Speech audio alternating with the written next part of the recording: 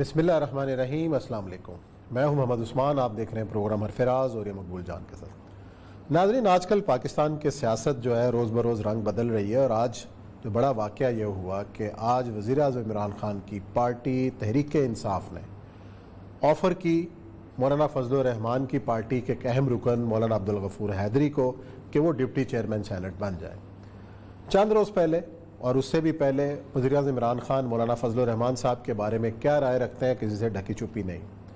इसके साथ साथ कल के दुश्मन आज के दोस्त हैं और आज के दुश्मन आगे जाके क्या होंगे, तो ये चीज़ सामने आ रही है कि जो असूल पसंदी की सियासत है वो कहीं बहुत दूर रह गई है।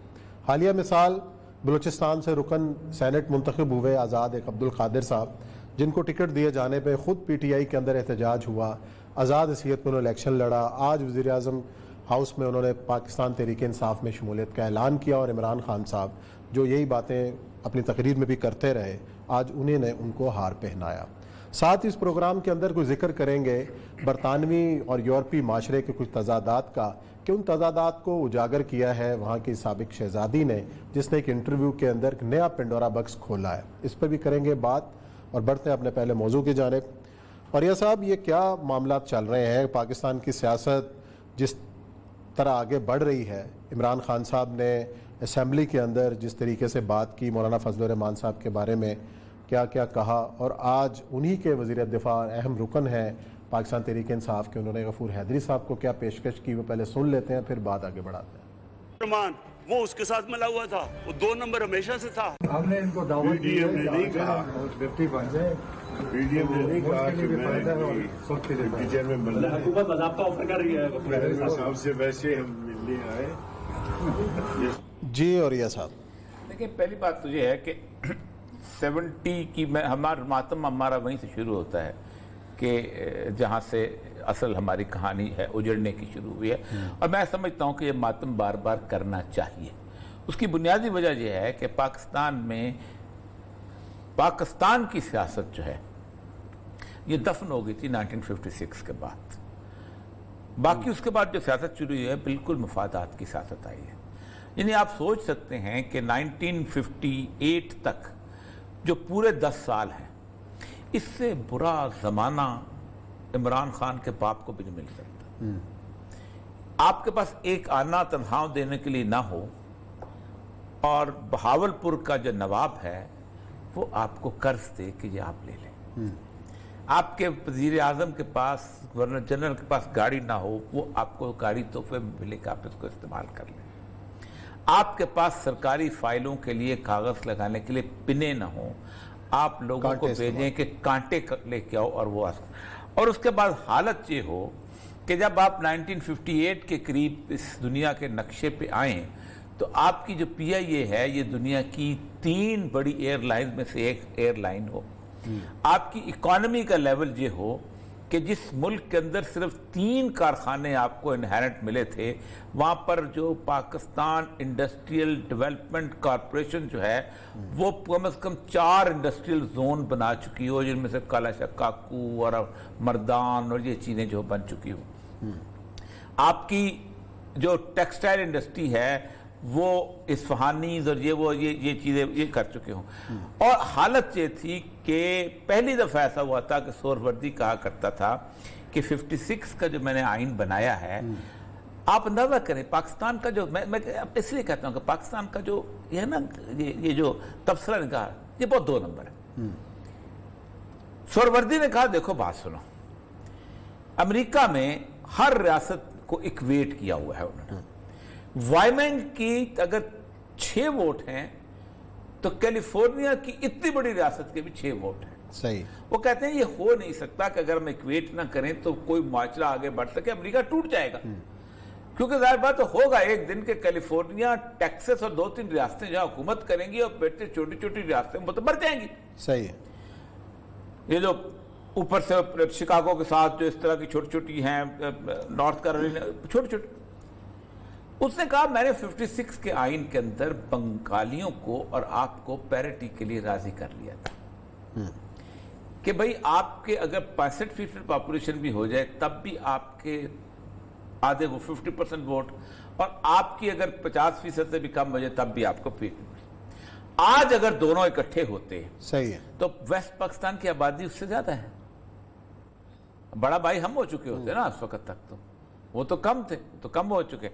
اس نے کہا کہتا یہ میں فارمولا, اور اس کے اوپر آپ نے 56 کا آئین بنا دیا. اس کے بعد کسی کی کھجلی ہوئی, اس نے کہا یہ ملک تباہ ہو جائے گا. کھجلی کس کے ہوئی؟ ایوب خان اور سکندر مرزا کے. کہتے ہیں 56 کا آئین بڑا آئیڈیل تھا اس حوالے سے. آئیڈیل. اگر اس کو نہ چھیڑا جاتا تو نقشہ ہی اور ہوتا ہمارا. آپ اندازہ کریں کس سے بنانے والے کون تھے؟ بنانے والے وہ کانسٹیٹیوشن اسمبلی جو قائد اعظم کے ساتھی تھے.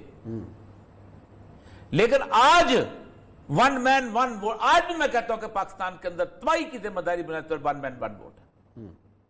ساری زندگی سوچتے تھا بنگلہ دیش اپنا سر اس کا بلوچستان کا آدمی جو ہے کہ وہ پاپولر ووٹ سے وزیر اعظم بن سکے. ذوالفقار علی بھٹو کی بیس پنجاب تھی, سندھ نہیں تھی. سندھ کے اندر اس کے وڈیروں کے ساتھ کمپرومائز کرنا پڑتا تھا. کوئی بندہ ایسا نہیں تھا کینڈیڈیٹ جو طالب المولا ہو یا تالپور ہو یا جتوئی ہو یا کوئی اور جو کہ وڈیرے نہیں تھے. پنجاب میں اس نے کھڑا ہوا تھا, پنجاب اس کا بیس تھا. اگر پنجاب اس کا ذوالفقار علی بھٹو کا بیس نہ ہوتا, he was a Punjabi leader, he was not a Sindhi leader. Simple سی بات. تو اصل مسئلہ یہ ہے کہ یہ جو آپ نے تو اکائیاں بدلو, تو اصل مسئلہ یہ ہے کہ اس 56 کے بعد ہم نے معافی تباہ بربادی کا ہم نے راستہ شروع. ایوب خان نے اس اکنامک بیس کے اوپر, میں آج بھی کہتا ہوں ذاتی نہیں, وہ اکنامک بیس اس سول بیوروکریسی کا تھا جس نے یہ وہ میں عثمان صاحب وہ 3 لوگ تھے جنہوں نے لیاقت علی خان کا بجٹ بنایا تھا. ملا محمد جس کو ہم سارے لوگ گالی کھڑے ہو کے دیتے ہیں, چودھری محمد علی اور ایک اور صاحب تھے مجھے اب نام یاد نہیں. یہ 3 لوگ تھے جنہوں نے کہا تھا ہم پور مین بجٹ پوری دنیا میں مشہور ہے. یہ اس کی بیس اب چل گیا. اس کے بعد آپ نے ڈیموکریسی کی ٹرین جلائی, فلاں چلایا. پھر اس کے بعد جو کچھ ہوا ہے اس ملک کے اندر, جس طرح لوگوں کی پگڑیاں اچھالی گئی ہیں, جس طرح لوگوں کے, آپ سوچ سکتے ہیں کہ جو ریپبلکن پارٹی رات کو مسلم لیگ ہوتی تھی, اگلی رات کو وہ ریپبلکن پارٹی بن جاتی تھی. یہ جگتو فرنٹ میں شامل ہو گئے, یہ اس میں شامل ہو گئے. پارٹیاں ایسے بدلتے تھے کہ جیسے نہرو نے کہا تھا میں شیروانیاں نہیں بدلی میں نے آج تک جتنی پاکستان میں لوگوں نے پارٹیاں بدلی ہیں. یعنی انڈیا کا وزیر اعظم کا شیروانی, یہی حال ہماری ہوگی. اور اب تو ہم جسے کہتے ہیں پی ایچ ڈی کیا ڈبل پی ایچ ڈی کر چکے ہیں. اب ایک اور چیز یہی ہے جو کل ہم جس بات کا ماتم کر رہے تھے کہ ہمارے ہاں شائستگی تہذیب نہیں تھی لیکن ہمارے لیڈروں کی زبان میں نظر آتی تھی. ہمارے ہاں مروت اخلاق نہیں تھا لیکن ہمارے لیڈروں کی زبان میں نظر آتا تھا. ہمارے ہاں یہ سارا کچھ تھا. مطلب آپ خود سوچیں کہ کبھی کسی نے سوچا تھا کہ جس سطح کی لیڈرشپ جو ہے اس وقت عمران خان صاحب کے پاس ہے, پاپولر سپورٹ تو ہے نا, انکار کرو جو مرضی کرو, ایک پبلک ہے اس کے پیچھے, اس طرح کی لیڈرشپ بھٹو کو ملی تھی کسی نہ کسی حد تک. برے سے برا ملک والے بھٹو بھی اس ایروگنس میں کبھی آیا؟ اور کیا بھٹو کے سامنے کرپشن کے کیسز موجود نہیں تھے؟ اس کے سامنے بھی تھے. اس کے بعد ضیاء الحق کے دور کے اندر جس نے جب یہ سارے کے سارے لوگ, کیا ان کے سامنے کرپشن کے کیسز موجود نہیں تھے؟ اصل مسئلہ یہ ہے عثمان صاحب, اب تو نظریاتی سیاست 1988 میں ہو گئی تھی دنیا پوری میں دفن, ختم ہو گئی تھی. ایک بندہ تھا فوکویاما, بہت بڑا فلاسفر ہے جاپان کا, اس نے ایک فقرہ لکھا, ایک کتاب لکھی تھی اینڈ آف دا ہسٹری. اس نے کہا تھا اب نظریات دفن ہو چکے ہوئے, اب مفادات رہ گئے ہیں. اب ان مفادات کے اندر ایک ہی سکہ راج الوقت ہے اور وہ ہے جمہوریت. اس جمہوریت کے نام پہ جس کو جو مرضی چھری چلا دو, اکثریت کی آمریت پیدا کر دو, کچھ کر دو, یہ ہے سٹینڈرڈ آپ کے ہاں نکل آیا. میں بہت بڑی بات کرنے لگا ہوں, ہم بنیادی طور پر پاکستان کی سیاست, اگر 8 پارٹیاں ہیں تو 8 بیسیکلی بدماشوں کے ڈیرے ہیں. یہ جو زبان استعمال ہوتی ہے نا, یہ بدماشوں کے ڈیرے پہ ہوتی ہے.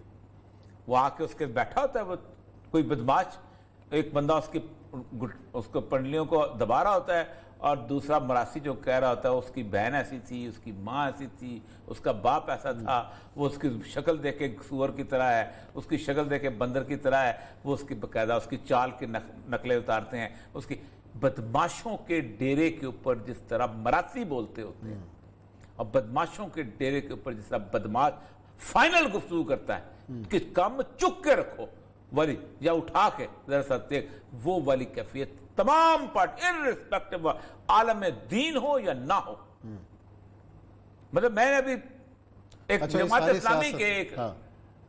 अपना बहुत बड़े रहनुमा की एक तकरीर सुनी। मैं हर एक से गिला अपनी जगह, मैं मेरे साथ वो उसमें रहे हैं, हॉस्टल में रहे, एक साथ यूनिवर्सिटी में थे। उन्होंने अजीब व गरीब एक मंतक इमरान खान के बारे में दिया है कि देखिए जी, फास्ट बॉलर जो होता है थुक लगा के swing थुक लगा करता है, के तो मुल्क swing भी कराता थुक है, लगा के ये चलाना मुल्क भी चाहता है। थुक लगा के चलाया जाए। अब जी यार, अब आपको मुझे बताएं, हाँ। इसकी जो वो गुफ्तगू जिस सराइकी ज़बान में कर रहे थे, क्या उसमें थुक लगाने का एक ही मतलब होता है दुनिया के अंदर? क्या लोगों को नहीं पता कि ज़ुबानी फ़िक्र क्या होता है? हमारे उलमा करते हैं ज़ुबानी फ़िक्र, मुझे बड़ी तकलीफ होती है उसके अंदर, बहुत तकलीफ होती है। जैसे हाफ़िज़ हुसैन अहमद किया करते थे, ज़ुबानी फ़िक्र किया करते थे। मुझे याद है अच्छी तरह कि अपना एक बहुत मोहतरमा थी बेगम वक़ारुन्निसा नून, उनके बारे में एक साहब ने, मौलाना गुलाम खान सदारवी थे, उन मेंबर ने समझे, उन्होंने बड़ा अजीबोगरीब फिक्रा बोल दिया था, जिसके ऊपर पूरे पाकिस्तान में शोर मच गया था। बस नाप तोल के बोलना लेकिन तो चाहिए। शोर मचा था उस्मान साहब, अब शोर कोई नहीं मचता। अब फिक्रा शेर होता है इसके अंदर, तालियां बजती हैं। ये है हमारी पॉलिटिक्स। अब जाहिर बात है गफूर हैदरी साहब को उन्होंने दिया है या किसको दिया है, कोई तवक्को ना रखें इस मुल्क के अंदर के अखलाकियात की गुफ्तगू करके आप चले जाएंगे ना उसने। और मुझे इतना पता है कि अब जो इलेक्शन होने वाले हैं, परसों होने 12 सेनेट का इलेक्शन, उसके पूरी रास्ता हमवार हो चुका हुआ है। इलेक्शन कमीशन ने आज जो फैसले किए हैं, वो फैसले सिर्फ इसलिए किए हैं कि सादिक सजरानी जीत जाए। अच्छा चलो सर, सादिक सजरानी जीतेंगे तो अरकान की ज़मीर की आवाज जागेगी। अगर आज 2 दिन के अंदर रात तक बैठ के ये एविडेंस सारा इकट्ठा करके अगर आप फैसला कर देते, तलवार लटका देते, तो कौन था जो सादिक सजरानी को जितवा सकता था? मुझे नहीं पता फैसला, हमने कभी जिंदगी में फैसले नहीं किए हुए। चले आपके दोस्त हैं, मेरे तो सबॉर्डिनेट भी रहा है। आपके दोस्त हैं, लेकिन यह ब्रेक का वक्त है, ब्रेक लेते हैं, ब्रेक के बाद आएंगे और एक अब बरतानवी माशरे के तजाद पे कुछ करेंगे बात।